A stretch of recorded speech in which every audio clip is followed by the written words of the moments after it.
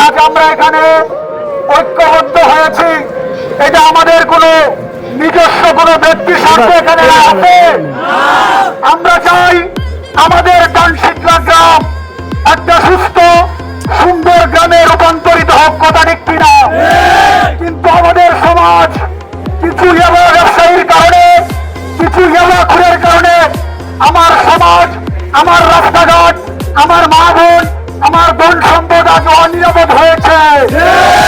আমাদের তরুণ প্রজন্ম, শীতলার তরুণ প্রজন্ম আজ এই শীতলার মুড়ে কথা দিয়ে যাচ্ছে, আজকের পর থেকে এই শীতলা ৮ নম্বরের মধ্যে প্রকাশ্যে কেউ ইয়াবা খাইতে পারবে না, কেউ চুরি করতে পারবে না, কেউ ইয়াবা বিক্রি করে বুক ফুলিয়ে হাঁটতে পারবে না।